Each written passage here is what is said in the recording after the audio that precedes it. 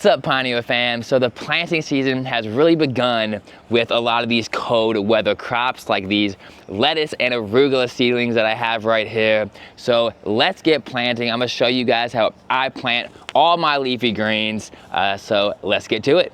All right, so it is early March and it is about time to plant some leafy greens. Now, it is probably going to freeze where I'm at one more time, but the next couple weeks, at least on the radar, look very, very nice. Up in the 60s for a couple weeks.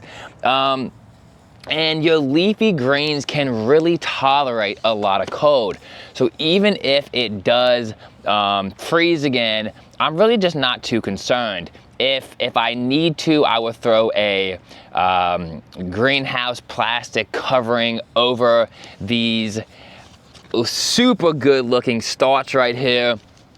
If I need to, if it does freeze, if we have some crazy weather and it just happens to snow again, like it did last week. But now it's looking like the next at least couple weeks is gonna be up in the 60s. So I think we're ready to go.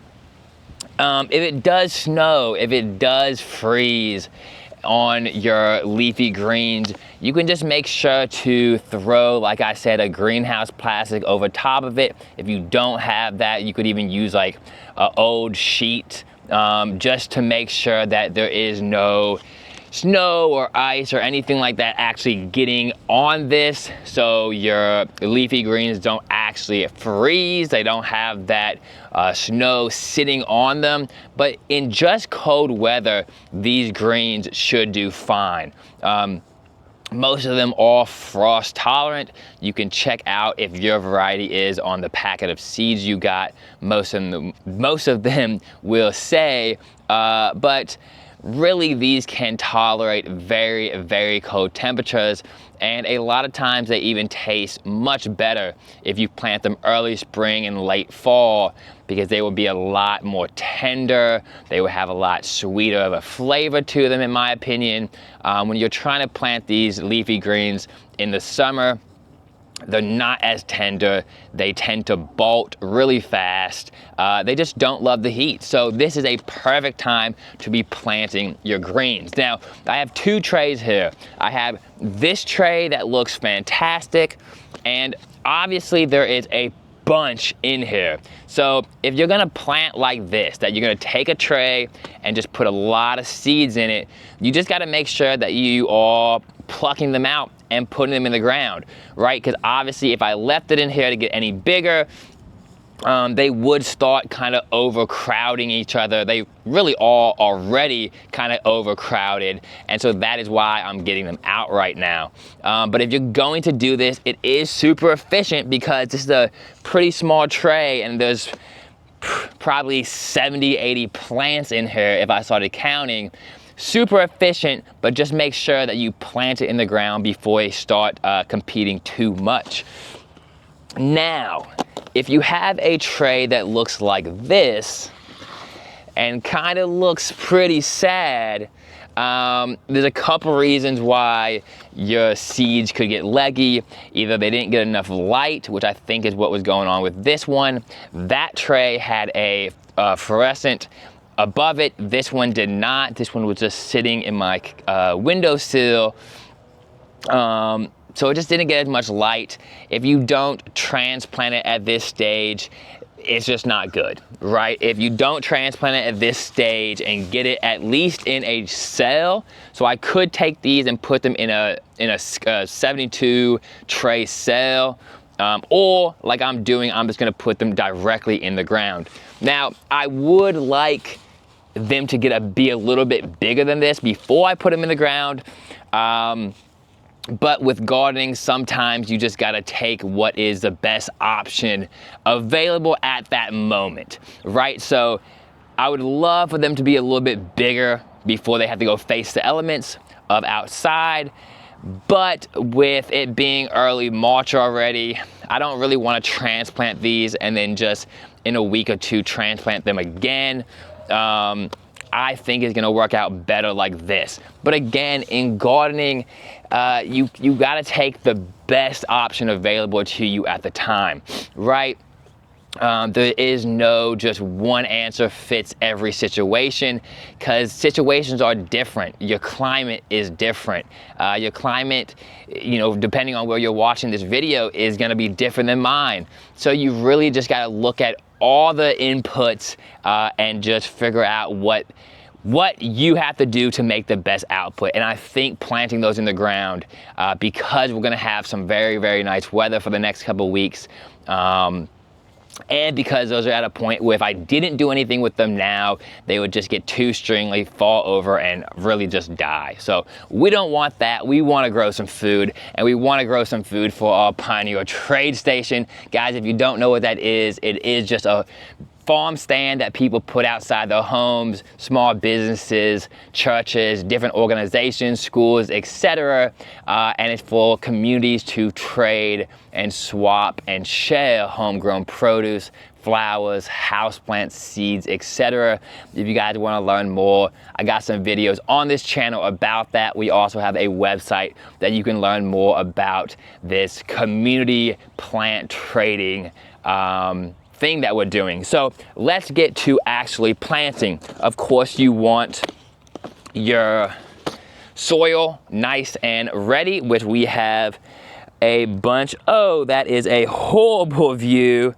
I don't know why my camera just messed up like that. Oh my goodness, but here we go. This is what we're planting in. It's a raised bed. And it has pretty good compost in it. You can see the mycelium in here.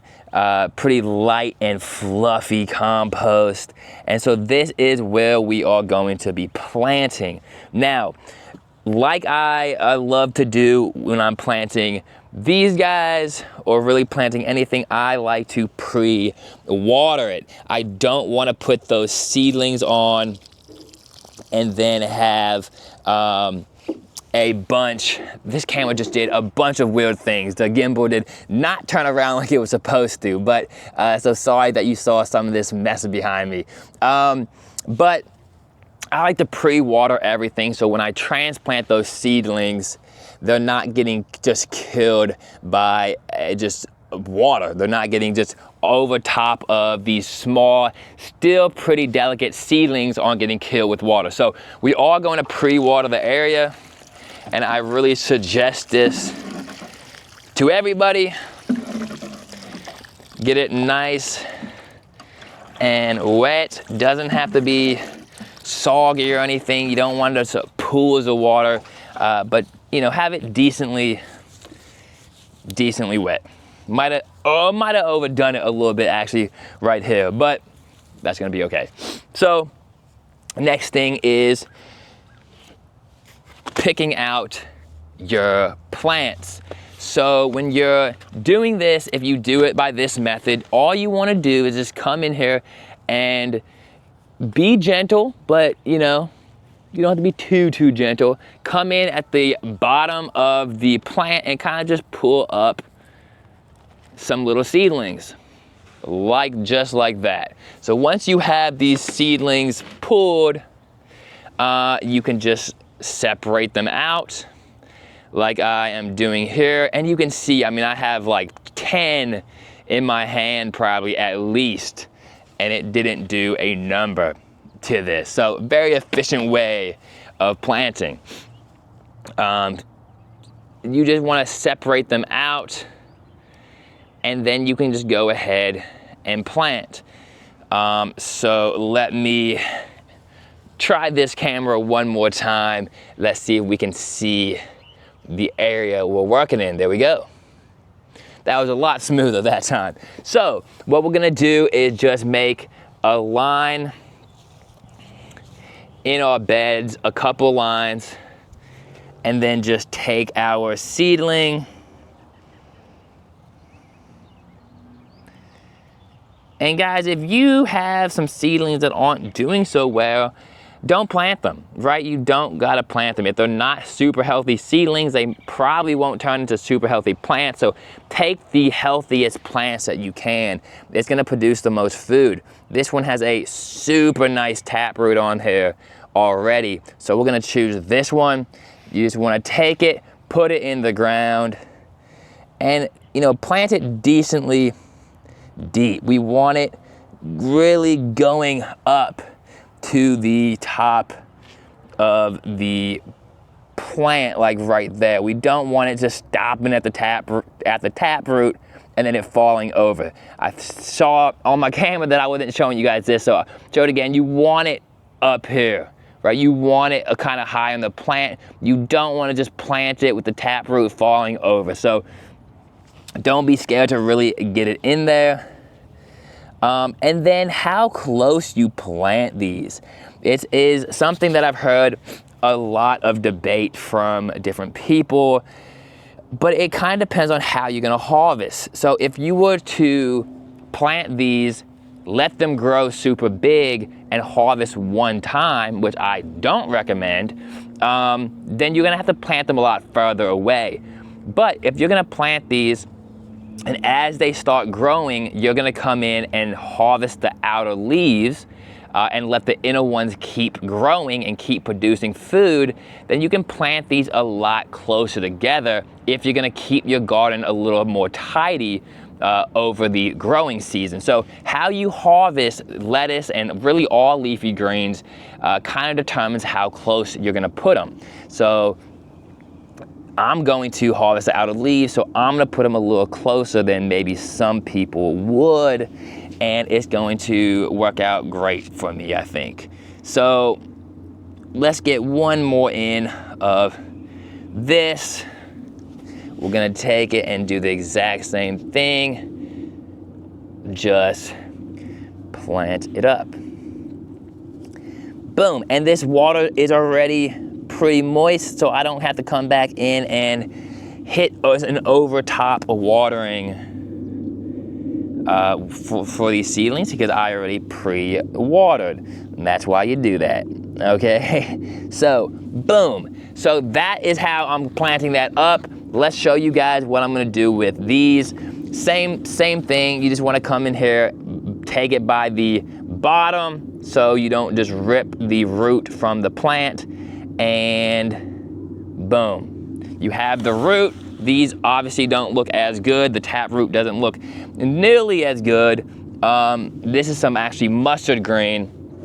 So I'm gonna take it in another row right here. Let me move over. Boom, we have a row. And with these, you really want to go all the way up that plant. Again, you don't want to just plant it and stop right here, because that would kind of be the exact same thing like in your trays. It would be this stringy, delicate, fragile plant. We don't want that. We want this to grow into a very strong plant that's going to produce a lot of food for you and your family and your community. So you want to take your plant, you want to put it all the way in, right? You want that sucker deep. So again, you want to plant it all the way up to those leaves. So make your hoe, put it in, and plant it up just like that. That is how you want to do it. And those guys are going to grow up and produce lots of lettuce, lots of spinach, and I even have some mustard greens. So super excited about it. Guys, plant your cold weather crops in cold weather. These leafy greens can really handle a lot of cold. If you're new into gardening and you just think that you're gonna plant a summer crop, there is so many more seasons. You can plant super early spring. You can plant in the fall. These cold weather crops can handle it, and they do better, right? These cold weather crops are cold weather crops. They want to be somewhat in the cool weather. They don't like the heat. You don't want them to have to suffer through the heat. So plant them early, and you can plant them late in the fall too, but don't be scared of the cold. That is why they are cold weather crops. Guys, until next time, I will see you in a garden spring 2025. Peace out.